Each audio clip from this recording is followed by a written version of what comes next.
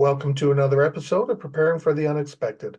I'm your host, Alex Fullick, and as always, we like to talk about things related to resilience, crisis management, business continuity, anything that helps you, your organization, or your community prepare for, respond to, and overcome adverse situations. If you'd like to be a guest on the show, please feel free. You can find me on LinkedIn. I am the only Alex Fullick there. I'm really easy to find, and I do respond to everything I get. Today, we're going to talk about resilience, specifically turning trauma into a resilient asset. And I want to welcome to the show today, Treena Reilkoff. Treena, welcome to the show. Thanks, Alex. It's great to be here. Now, I know we've shared some information back and forth, so I know a little bit about you, but could you take a minute or two and tell us a little bit about yourself, what you do, and how you got into what you do? Alrighty. Well, what do? I own my own business, TLR Solutions for Conflict. And I have a background in risk mitigation, critical incident stress management, case management in veteran affairs, corrections, clinical background in mental health, where I've worked in hospitals, communities, federal penitentiaries, and educational facilities and hospitals. So when I kind of look at resiliency and risk mitigation, I've had a lifetime of experiences where I think it all started my first job ever, 16 to 19 in high school and university as a psychiatric nurse's aide in a psychiatric institution. Wow, for a first job? Yeah, kind of like, yeah. After Kentucky Fried Chicken, that's where I went. So the exposure to risk and personal safety, as well as recognizing human behavior and how certain circumstances, people are different. People have experiences, people are born different ways, environmental contexts influence behavior, and working in a psychiatric institution taught me how to have situational awareness and how to bounce back from some critical incidences and exposure to different events. Well, I'm glad that we made contact, and I'm glad to have you here today to talk about resilience. Thanks. My favorite topic.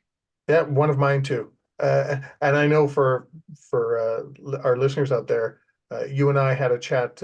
I guess it was like 4 or 5 days ago or so, and I wish we were recording at that time because we were actually having a great chat. So I'm really looking forward to where this goes for our official discussion. Yeah, it was a good one. We just kept chatting, and yeah, it's when you're So, not prepared or you're prepared, the yeah, conversation is always something to talk about. exactly. So I'm going to start with a very basic question because I hear so many different responses, and I'm always interested to hear what everyone has to say. So I'm going to ask a very simple question. What is resilience? What does that mean to you? Me, resilience means, we hear resilience means the idea to bounce back after adversity. I like to expand it from a personal, professional, organizational, operational. Resiliency means the ability to bounce back after experiencing a critical incident, trauma, conflict, stressor, or adversity. But once you bounce back, you've taken that learning, turned it into assets, and you keep flourishing forward. So it's like you experienced an event and it was hard and it could be devastating. And guess what? You got right back up like a bicycle and you learned a little bit more about yourself, the environment, the experience, and you put it in your back pocket for the next time. And you kept going forward. I liked how you just mentioned a bicycle. 'Cause as soon as you said it, I got the bounce back and the bounce forward part. You fall off a bike, well, you have to bounce back so you get up and get back to where your bike is. Yep. You learned, okay, tuck in my jeans so that I don't get it stuck in the chain Yeah. again, Yeah. The first and then you fall. go forward.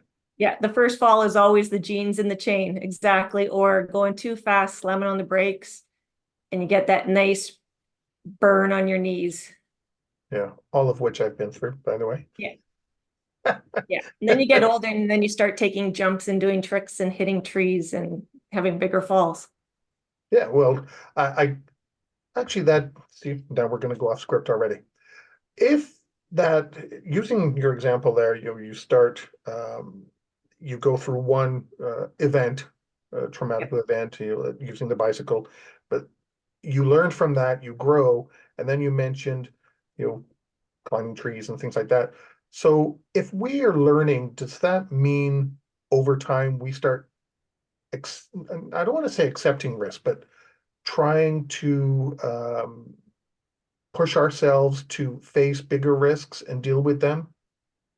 I Uh, think it's sometimes, when you have that fear of the unknown, it's mhm. taking that challenge of that risk, but looking at in the sense of conflict curacy or not being risk adverse, but risk curious. You might fail, but if you don't try, you won't grow.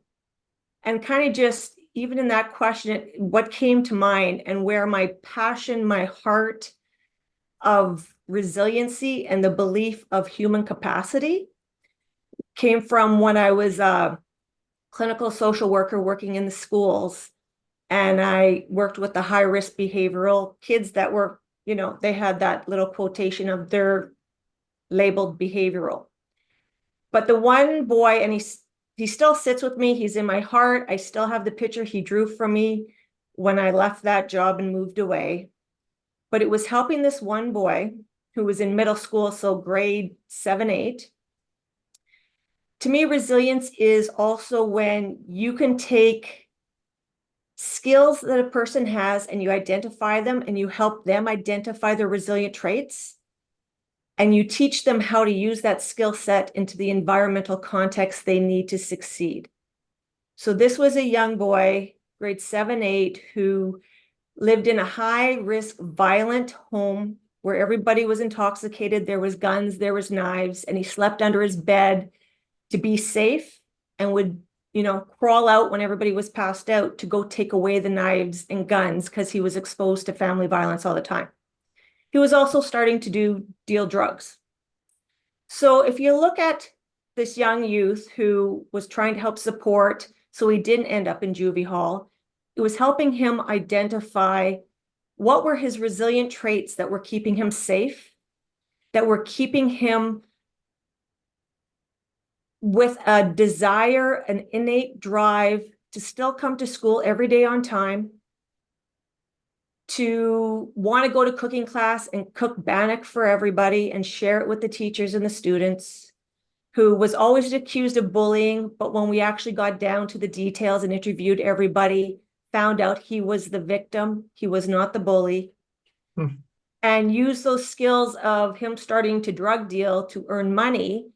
Well, that meant he had some business sense. He understood money. He understood how to make money. So what were those skills he was using in an illegal manner? And let's build upon him so he understood how he could use those skills later in life and get a safe pro-social job, right? Have some dreams and hope because he did have skills. He did have resilient skills, And I, right? So that's where when I see resiliency risk mitigation, mhm. it's not just cost, time, and money. It's that human skill sets we have that sometimes we need that support to help transform us to get us to the best outcome possible.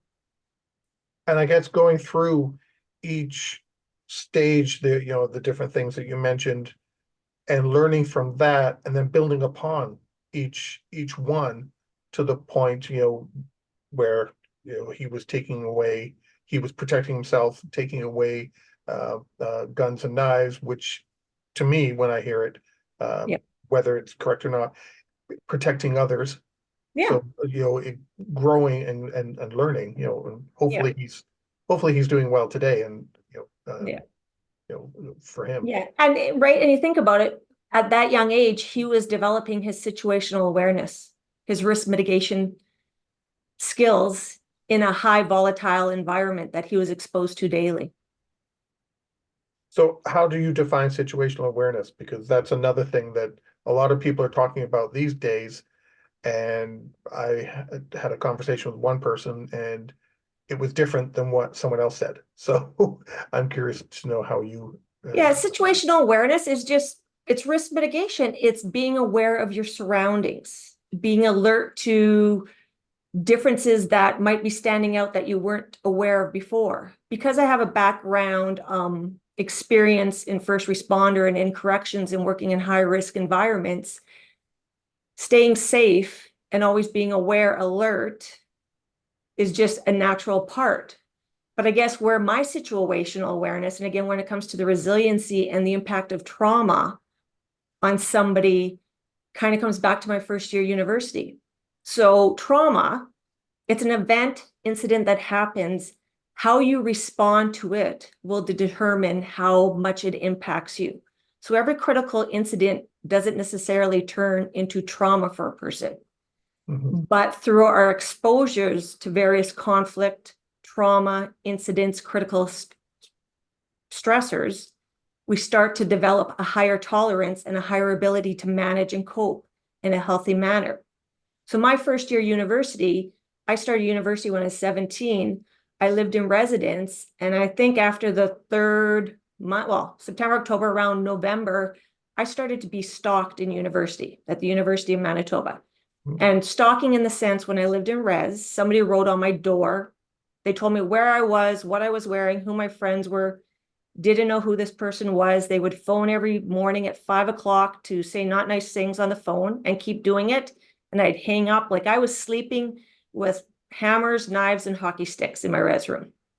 And we called the police, and they couldn't tap my phone because there were higher risk priorities and there was too many in Winnipeg. So I would change res rooms with other people. And it got to a point, though, one morning he tried to break into my room. And all I remember, and this is when we talk about trauma, your fight, flight, freeze, or fawn response. You don't know necessarily when that incident occurs, how you're going to respond. I went into a flop response. I took a deep breath. All I remember is a deep breath, and I passed out for 3 hours. And then I awoke, and then I went to go report it.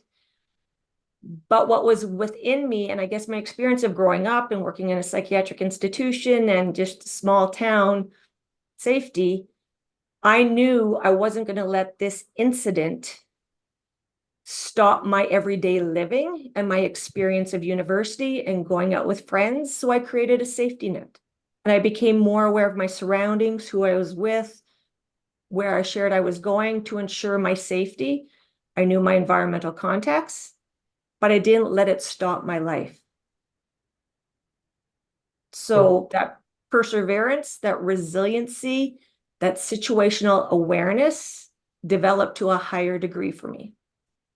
Well, on a personal note, I'm glad that nothing came of that, and I'm glad that you're here today safe with us. I'm happy to hear that. Is now, after you saying that, I want to be delicate in asking my question. Oh, don't be delicate. It's all good. Is it difficult to try and build that situational awareness, especially after, and I'll use your example, after that example that you gave, very personal one, is it difficult for people to build situational awareness, and how can they go about doing that then? Because that can be so traumatic, and not that it isn't, I'm not downplaying it. So traumatic for people that it could impact them for years, and nothing ever changes in them. They're just so traumatized. And I think that too, when we talk about resiliency and trauma, we know through the Indigenous, and there's more and more studies of evidence-based, that trauma sits on our epigenetics and it's intergenerational. And we might not know when we might have that trauma response due to an environmental influence, but we're having a response that's from generations ago or during birth. So if trauma can sit on our epigenetics, so can resiliency. And if we think back to our parents, our grandparents, our great-grandparents, and their experiences of what they went through, some of those resilient traits, innate ones, come out just in situations that, you weren't You didn't know you had them in you, and you just grow and learn them. So resilient traits can be taught and learned, but we also have some innate ones. We just need that support, or we need to, get some coaching, learning how and what our resilient strengths are and how to identify them. Because when you can name them, when you can reflect on past experiences of when you've used them and how you've coped and where you are today, that's your resilient narrative journey. There's your story right there for one incident. Mhm. And so when you look in the bigger aspect of whether it's personal, professional, organizational, operational, financial, or environmental, the incident happens. How did you manage? How did you cope? You name those tools, skills, processes, systems you have in place, and then you review them so you're stronger and more prepared for that next time. And that's a perfect spot to end our first segment. Today, we're talking with Treena Reilkoff, and we're talking about turning trauma into a resilient asset. And we will be right back. If you like that video, thumbs up. If you didn't like that video, thumbs down. But leave me a message and let me know your thoughts. Of course, don't forget to subscribe. And in the meantime, stay prepared, everybody.